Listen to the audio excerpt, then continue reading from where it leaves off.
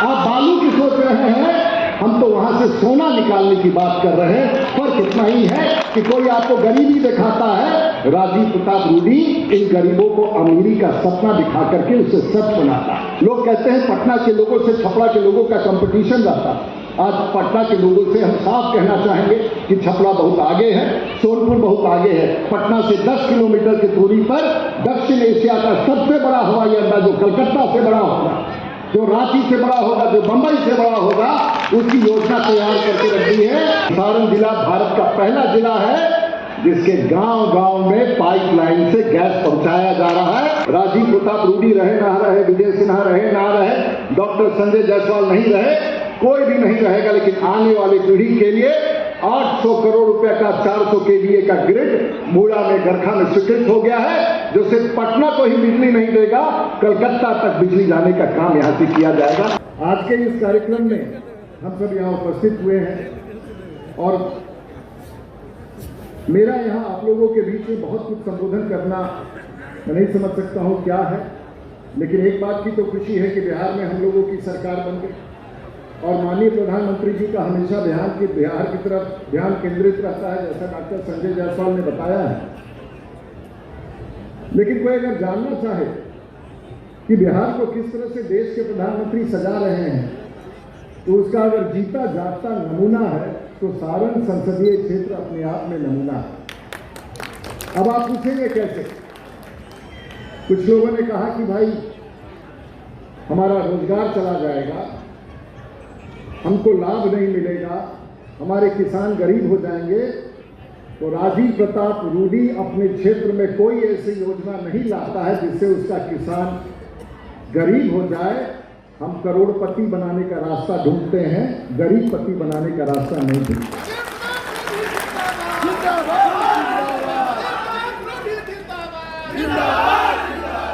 अब आप पूछेंगे ये कौन सा फॉर्मूला है कि आप करोड़पति बनाते हैं? और हम कई बार अपने भाषण में विजय जी लोगों को कहते हैं कि दक्षिण के नेता अमीरी बांटते हैं और बिहार के नेता गरीबी बांटते हैं, और इस परिभाषा को हम बिहार में बदलना चाहते हैं, लेकिन इसको बदला कैसे जाए? और आज मुझे याद है कि यहाँ पर दिगवारा के बहुत सारे लोग बैठे हुए हैं और जिस दिन शेरपुर दिगवारा पुल का शिलान्यास होगा, काम शुरू हो गया है, तो जो दिगवारा का जमीन 10,000 रुपये कट्ठा नहीं बिक पाता था, आज 10 लाख से 50 लाख रुपये कट्ठा बिक रहा है। अमीरी बनाने का रास्ता हम लोग जानते हैं। आज छपरा के माटी में और गुड़गांव के माटी में कोई बहुत फर्क नहीं है। वहाँ भी किसान उस खेत में अनाज उपजाता है, हमारे भी देहात में लोग खेत में अनाज उपजाते हैं। लेकिन ऐसा क्या है कि आज सोनपुर का अब तो नहीं है, लेकिन छपरा के धरती के 1 कट्ठे जमीन का कीमत 1 लाख भी ना हो, और वहीं गुड़गांव और हैदराबाद की जमीन की कीमत 1 कट्ठे का 1 करोड़ हो, ऐसा क्या है? वहाँ के राजनेताओं ने आने वाले पीढ़ी के लिए ऐसी संरचना का निर्माण किया है कि वहाँ 1 कट्ठा जमीन 1 करोड़ रुपए में बिकता है। तो राजीव प्रताप रूडी ने सारण की धरती पर जो जमीन 1 लाख रुपए कट्ठा बनता था, बिकता था, आज करोड़ों रुपया में भी बिकने की कोशिश में लोग खरीदना चाहते हैं। नहीं, आखिर यह हुआ कैसे? और आज आपको हम एक तस्वीर दिखाना चाहते हैं और पूरे भारत के लोगों को दिखाना चाहते हैं और अपने गरीबों को दिखाना चाहते हैं।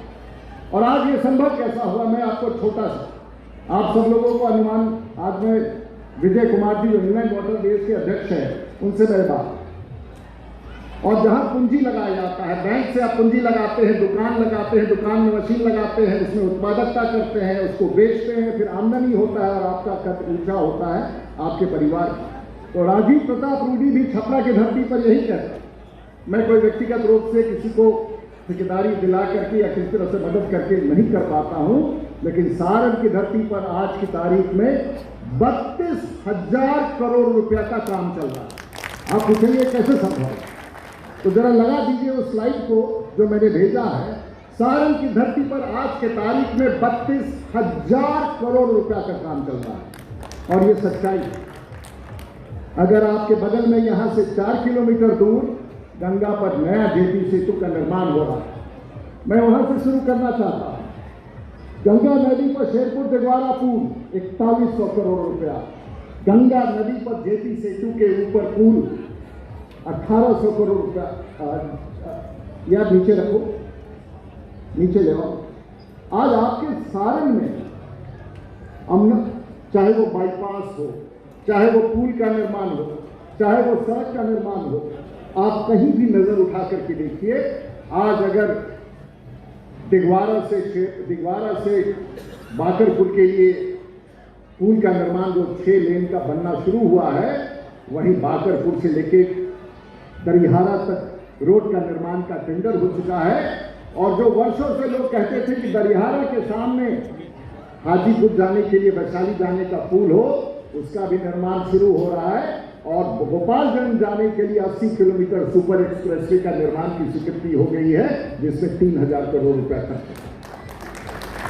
आप सब देहात की ओर जाते हैं, छपरा शहर को एक रिंग रोड मिल गया है, छपरा बाईपास, और कहा रिविलगंज से लेकर के बिशुनपुरा तक, और छपरा को हम लोग रिंग रोड बना करके दे रहे हैं। जो हैदराबाद का रिंग रोड देख लीजिए, गुड़गांव का रिंग रोड देख लीजिए, यहां तक कि छोटे छोटे गरखा के बाजार में आधा रास्ता था। आज गरखा में अगर आप जमीन खरीदने जाएं, जो 10,000 20,000 रुपये कट्ठा जमीन बिकता था, आज 50 लाख रुपया, 1 करोड़ रुपया जमीन को देने के लिए तैयार है। गांव गांव में हम लोग सड़क पहुंचा चुके हैं। यही दियारा के क्षेत्र में कोई कल्पना नहीं करता था। बहुत सारे गरीब लोग यहाँ बैठे हुए हैं। पूरी दुनिया में हम अकेले एक ऐसे सांसद हैं जो बड़े विमानों के कप्तान हैं, और मोटे तौर से जब हमको पटना आना होता है तो आपके सोनपुर और बेला फैक्ट्री के ऊपर से हम अपना विमान लेके जाते हैं। बाकी नेता धरती से नापते हैं, तो आसमान से भी धरती को नापते रहते हैं।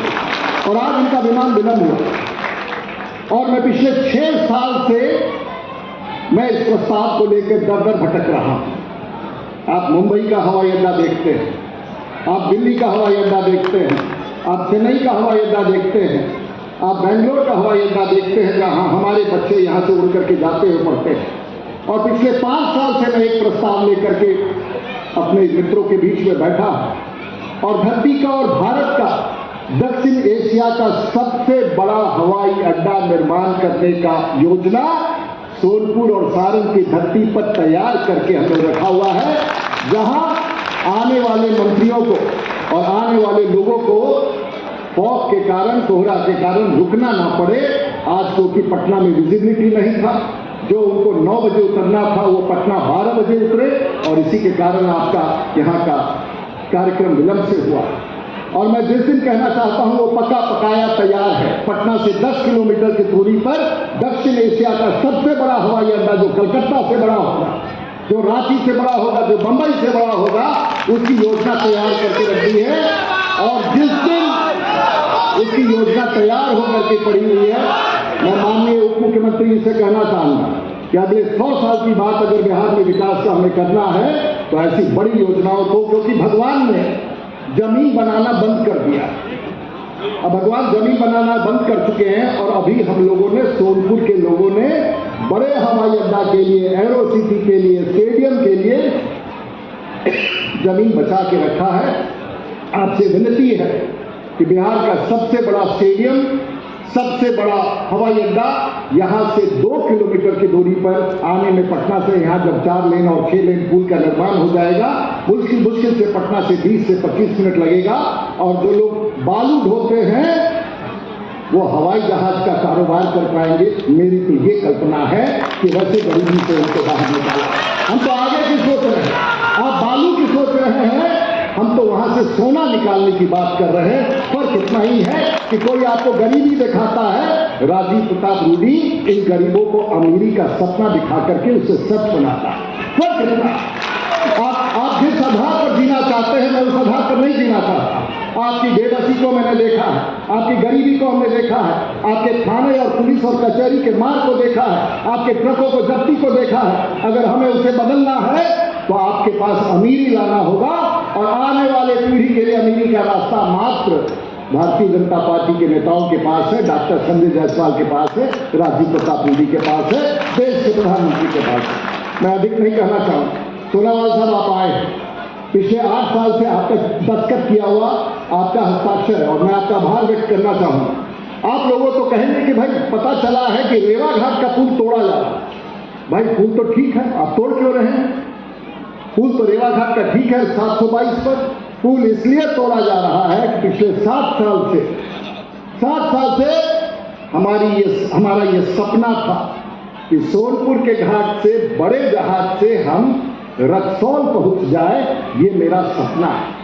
और आपका बालू घाट पर नहीं उतरे, आपका बालू जेटी पर उतरे और यहां से कलकत्ता और बंबई चला जाए, मेरा तो ये सपना है। लेकिन आपको लग रहा है कि यहीं पर रोक रहे हैं, नहीं रोक रहे हैं। आपको हम बढ़ाने के लिए आए हैं, आपको घटाने के लिए। राजीव प्रताप रूडी अपने पॉलिटिकल जीवन में बढ़ाने का ही काम करता है, किसी को घटाने का काम नहीं करता है, और ये सच्चाई है। हम आपसे आग्रह करते थे और मैं आपका आभार व्यक्त करना चाहूंगा, रेवा घाट पुल तोड़ दिया जाएगा। तो आप पूछिएगा कि भाई पुल तो ठीक ही था, क्यों तोड़ रहे? पुल इसलिए तोड़ा जाएगा कि जो हमारे बड़े नाव हैं, जो हमारे कार्गो हैं, जो हमारे बड़े फ्रेटर हैं, वो सीधा उस पुल के नीचे से गुजर नहीं पा रहे थे, जिसके कारण नेशनल वाटरवेज 37 और आपका जो जेटी बना है बेतिया में, उसका भी कोई फायदा नहीं होता। तो वहां उसका स्पैन साइज हम नहीं जानते हैं, लेकिन बड़े जहाजों को पार कराने के लिए, और ये आने वाले दिनों में सच्चाई है, ये कोई साधारण बात नहीं है जो हम लोग कर रहे हैं। और वहां की भी स्वीकृति हो गई है national highway authority of India से 2000 करोड़ रुपए की लागत से नए पुल का भी निर्माण किया जाएगा, जिसके नीचे से नाव निकल के जा सके और बड़े जहाज जा सके। अलग अलग तरीके से सोच के हम लोग अपने जिला को सजा रहे हैं, अलग अलग तरीके से सोच रहे हैं किस तरह से आने वाली पीढ़ियों का रास्ता खुल सके। छोड़ दीजिए नमामि गंगा का बात, छोड़ दीजिए घाटों के निर्माण का। लोग कहते हैं पटना के लोगों से छपरा के लोगों का कंपटीशन रहता। आज पटना के लोगों से हम साफ कहना चाहेंगे कि छपरा बहुत आगे है, सोनपुर बहुत आगे है। और आज भी सोनपुर के घाट पर प्रत्येक दिन 5 से 10 हजार लोग टहलने जाते हैं। वैसा घाट पूरे बिहार में निर्मित नहीं हुआ है जो सोनपुर में। हम कहां की बातें उठा करके लाए। मैं आभार व्यक्त करना चाहूंगा माननीय सोनावाल साहब का कि आपने सारण जिला के लिए और देश के माननीय प्रधानमंत्री ने जिस प्रकार से हम लोगों को समर्थन दिया है, जिस प्रकार से आने वाले दिनों में हम विस्तार और विकास का काम कर रहे हैं, जिस प्रकार से यहाँ के आने वाले भविष्य और बच्चों को सुधारने का हम लोग प्रयास कर रहे हैं, जिस प्रकार से यहाँ की महिलाओं को घर घर तक हम लोग गैस और बिजली और पानी पहुंचा रहे हैं, आने वाला पीढ़ी हमेशा इस विषय को याद रखेगा। और याद रखिएगा, आज से 5 से 10 साल के बाद जब हम लोग यहाँ पर बैठेंगे तो यहाँ पर आपके जैसे कारोबारी हजारों करोड़ रुपया का काम इसी टर्मिनल के माध्यम से करते हुए मुझे दिखेंगे। और इसीलिए आज की ये शुरुआत आने वाले दिनों में बिहार और सारण की धरती के लिए सबसे बड़ी शुरुआत है। एक समय ऐसा था जब 1996 में जब मैं यहाँ आया था, 40 मेगावाट बिजली मुश्किल से खपत होता था। आज सारण जिला का बिजली का खपत पूरे बिहार का सबसे ज्यादा है। 350 मेगावाट बिजली का खपत आज सारण जिला में। और ये कैसे हो पाया? आज रसूलपुर का ग्रिड देखिए 200 केवीए का। आज फिर से एक बड़ी योजना जो अगले 100 साल राजीव प्रताप रूडी रहे ना रहे, विजय सिन्हा रहे ना रहे, डॉक्टर संजय जायसवाल नहीं रहे, कोई भी नहीं रहेगा, लेकिन आने वाली पीढ़ी के लिए 800 करोड़ रुपए का 400 केवीए का ग्रिड मूड़ा में गरखा में स्वीकृत हो गया है, जो सिर्फ पटना को ही बिजली नहीं देगा, कलकत्ता तक बिजली जाने का काम यहां से किया जाएगा। इसी मैं आज की सोच के नहीं चलता, मैं आने वाले 100 साल की सोच के चलता हूं। जिस दिन दिगवारा शेरपुर का पुल का निर्माण हो जाएगा, जिस दिन जेपी सेतु के पुल का निर्माण हो जाएगा, आप सब लोग तो खाना पकाते होंगे गैस की चूल्हा से। पिछले चुनाव के पहले हर घर में हम लोगों ने गैस का चूल्हा पहुंचा दिया, लेकिन इस चुनाव में आपके गांव में क्या जा रहा है? भारत में ऐसा कहां हुआ होगा?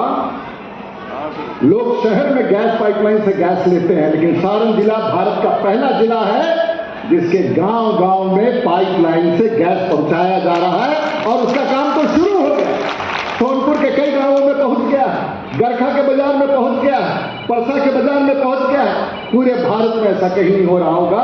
और जो महीने में खर्चा 3 सिलेंडर का होता है, आज 1 सिलेंडर के खर्चे पर अपने घर का खाना पका लेते हैं। हम तो आमदनी इस प्रकार से बढ़ाते हैं, चाहे वो पाइपलाइन का सवाल हो, चाहे वो बिजली का हो, चाहे वो सड़कों का जाल हो, चाहे वो बाईपास हो, चाहे छपरा बाईपास हो, उसका निर्माण शुरू हो गया है, चाहे गरखा बाईपास हो, उसका निर्माण शुरू हो गया है, चाहे वो अमनौर का बाईपास हो, उसका निर्माण शुरू हो गया है, चाहे वो परसा का बाईपास हो, उसका निर्माण।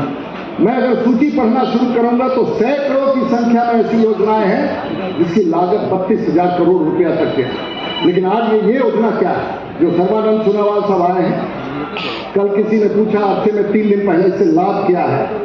मैंने कहा कि 5 साल के बाद जब यहाँ लगातार बड़े बड़े जहाज आएंगे, लोगों ने कहा जहाज कैसे आएंगे, पानी तो है नहीं, तो आज ही माननीय मंत्री जी ने स्वीकृति दी है, छपरा से लेकर के सोनपुर के सोने तक गंडे तक 32 किलोमीटर ड्रेजिंग का काम शुरू कर दिया जाएगा। लाइव बिहार YouTube पर सब्सक्राइब और Facebook पर लाइक जरूर करें।